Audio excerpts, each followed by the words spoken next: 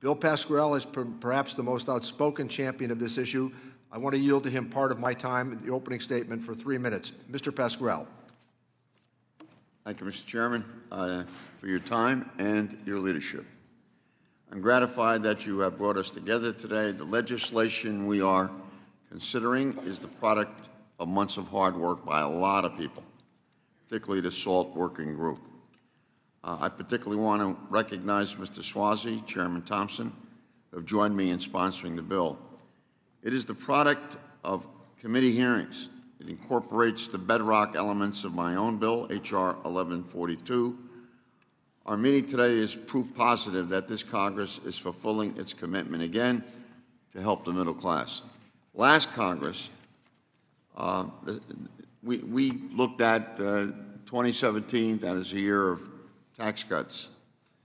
It remains one of the most destructive bills we've ever seen because it specifically went after the middle class. The data is clear.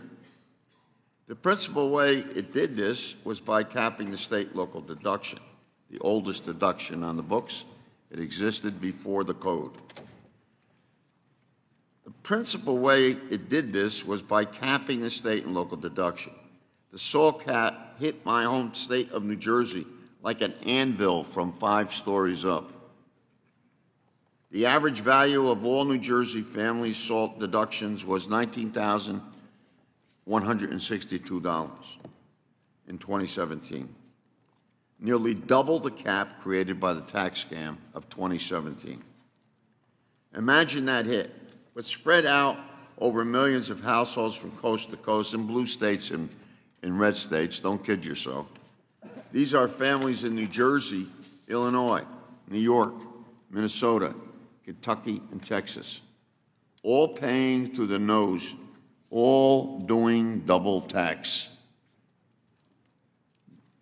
to fund a big business tax cut. That's what it came down to. They not only lost the deduction they relied on, but also the services like education, infrastructure, and public safety, funded by SALT, that they depend on. These families were squeezed enough. Right now is the time to fight for them, everybody, on both sides of the aisle. This legislation does exactly that. The House delivers results for the middle class, and we're proving it again today. And I thank you again, Mr. Chairman, and I thank you for allowing me to present those words. Thank you, Mr. Pascrell.